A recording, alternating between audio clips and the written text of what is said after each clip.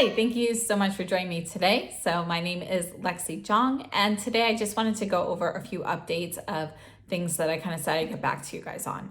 So I want to start off with the Tom Ford quads. So these are three of the newer Tom Ford quads, not the ones with the older formula, not the wet dry formula. These are the ones that were released just a few months ago.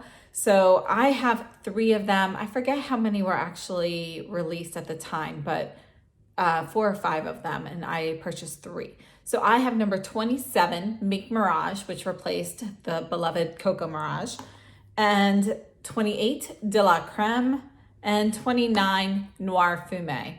On my eyes today, I am wearing De La Creme, and basically, a week or two ago, I was using Mink Mirage in a Get Ready With Me, and I was having a lot of application issues. And this had previously been my favorite of these 3 that I purchased. And it's all matte shades. They're very neutral. You could get a really beautiful look from it. When I first tried this out, everything was blending beautifully, and I really, really loved this quad. But when I was applying it just a week or 2 ago, everything was going on very patchy. So since then, I've played with it. I've used a few different primers. I have, basically tried prepping my lid with like a base shadow as well and things like that. And nothing really was making too much of a difference.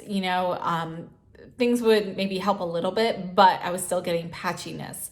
So basically, if you pile on the matte shadow and you just kind of tap it on and leave it like in a thick layer, then it would look okay. But as soon as you go to blend it, I would see patchiness. And, that just wasn't an issue that I had with it when I originally purchased the palette. So I decided to test all 3 of them. And the other 2 that I have, this here is De La Creme. So you have 2 matte shades and 2 shimmer shades. And then Noir Fume, you have 2 matte shades and 2 shimmer shades. So these quads, basically what I have figured out is that it's the matte shades in all of them. So when I originally purchased these 3 quads, the Noir Fume, this dark matte, I did experience patchiness if I tried to use it like all over my lid or anything like that, instead of, purely as like a liner or a small accent. So I always knew I had issues with that one, but it was 1 shade out of the 3. And honestly, this one here is so light, I can't really tell if it is patchy or not. But the other 2 quads, I didn't have issues with any of their matte shades. However, now they are all the matte shades are going on patchy. The shimmer shades are perfectly fine. And if I use a matte shade and then cover it up with a shimmer, no issues.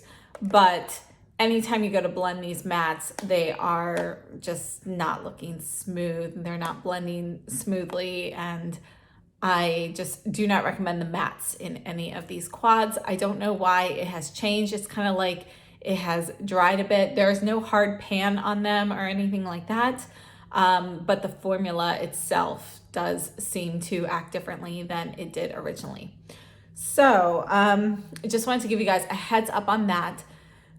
So because Noir Fume and De La Creme still have shimmer shades in them, if you like those enough, I think they are fine. I'm still gonna keep them and use them. However, my Mink Mirage, since it is all mattes, I don't know what I'm gonna do with that one at this moment, but it is not behaving well. I'll probably hold on to it for a while and maybe play with it some more. If something changes, I'll let you guys know.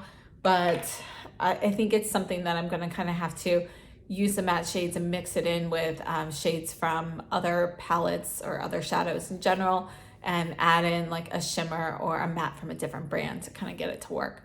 So I personally think these quads are overpriced then for what you get. So these are $88. I love the older Tom Ford quads.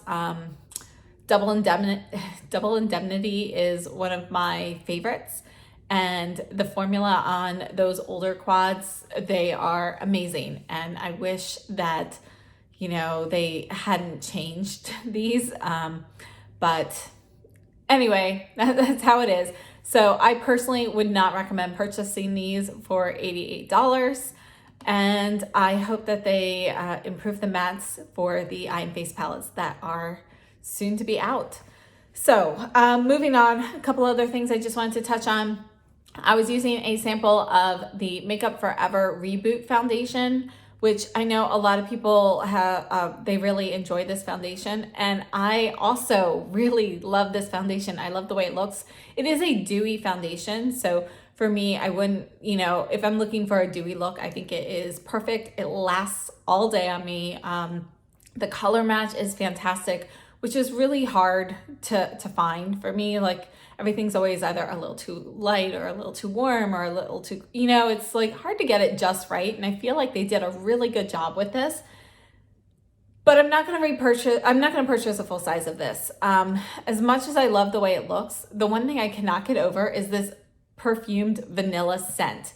And I wasn't sure, you know, if I was just imagining it or what. So I scoured the internet and I was reading all these different reviews of it. And surprisingly, very few people mention the scent. But there are some who also have mentioned this vanilla scent. And I can't stand having that smell on my face. And it does dissipate, or at least I get used to it and don't notice it after a few minutes. But you know, if they would take that scent out, I would totally purchase a full size of this, and it would probably be right up there in my top favorites. So I absolutely love the formula, but I just can't get past the scent. So I'm not going to repurchase that or purchase it. The other sample I was trying was the Kosas concealer. What is it called? The Revealer Concealer.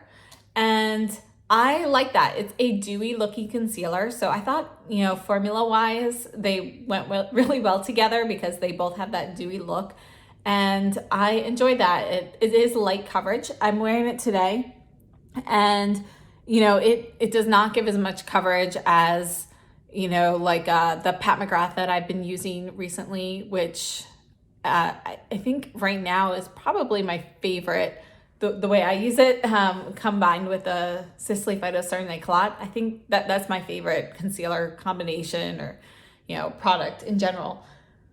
But the lightness of this one is more reminiscent of, say, one of those highlighter concealers like the Sisley Stilo Lumiere. However, you don't have to get like a highlighter type color. I'm just talking about like the amount of coverage is pretty equivalent.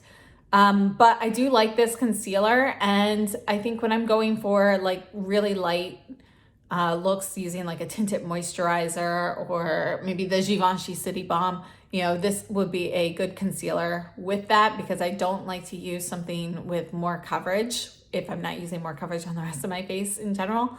I don't know why, it's just a thing with me.